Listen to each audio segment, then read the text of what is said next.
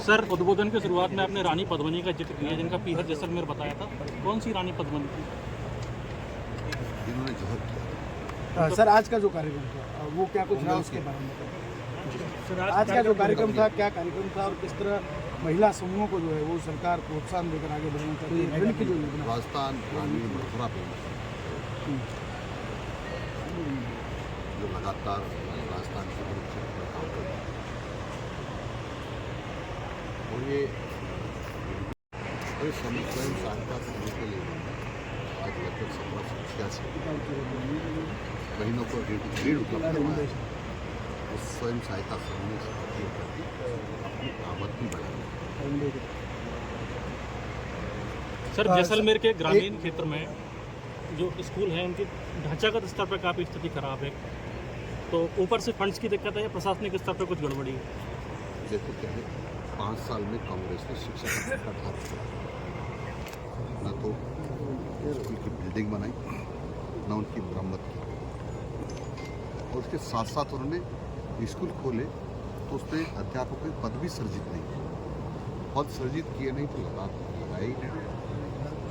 यदि शायद वो पद सर्जित करते तो टीचर भी लगाते। माननीय भजन लाल जी शर्मा की सरकार जब कोई स्कूल खोलती है साथ में पद सर्जित तो उस विद्यालय में पर्याप्त अध्यापक नहीं। अभी भी अनुमानतः 1.5 लाख टीचर हैं। सर, अगर अभी तक हम 30-32 हज़ार लोग भर्ती कर चुके और आने वाले समय और करेंगे, क्योंकि माननीय मुख्यमंत्री जी ने 4 लाख सरकारी कर्मचारी करने हर साल 1 लाख करेंगे। तो टोटल मुझे लगता है 1 लाख से लगाकर 1.5 लाख के बीच में अध्यापकों की भर्ती राजस्थान सरकार करेगी। बात करें पश्चिमी जिले जैसलमेर की, बाड़मेर की, तो यहाँ जो रेशियो है वो कहीं ना कहीं एक चिंताजनक विषय है। 50% से अधिक पद जो है वो शिक्षकों के खाली है और कई ऐसे स्कूल है जहाँ एक भी नामांकन नहीं है, फिर भी स्कूल चल रहे हैं, शिक्षक है। ऐसा नहीं लगता मैनेजमेंट की कमी है? आप बिल्कुल सही करें, ये मैनेजमेंट की कमी थी। अभी हमने किन्हीं कारणों से स्थानांतरण नहीं किया। वो कारण भी आपको बता देता हूँ। तो पहले विधानसभा के चुनाव आए, फिर लोकसभा के चुनाव, फिर उपचुनाव आए, इस प्रकार से फिर बोर्ड की परीक्षाएं आई, इस प्रकार से ट्रांसफर हुआ। अब हमने स्टाफिंग पैटर्न कर, अब बच्चों के अनुपात में सब स्कूलों में शिक्षक होंगे और जितने शिक्षक हमारे पास होंगे उतने प्रतिशत सभी विद्यालयों में करेंगे। लेकिन उनको भी हम बहुत द्रुत गति से काम करके बढ़ना चाहिए। आपको ये भी जानकारी दे दी कि हमने 25,000 अध्यापकों का प्रमोशन किया। जब प्रमोशन किया है तो सेकेंड ईयर से लेक्चरर बन गए, तो लेक्चर्स के पद बढ़ेंगे, लेक्चर से प्रधानाचार्य बन गए तो उनके पद बढ़ेंगे, वो प्रधानाचार्य से प्रधानाचार्य बन गए उनके पद बढ़ेंगे। और हम अब 3rd ग्रेड से 2nd ग्रेड में प्रमोशन करने जाते हैं, वो लगभग 25,000 होंगे।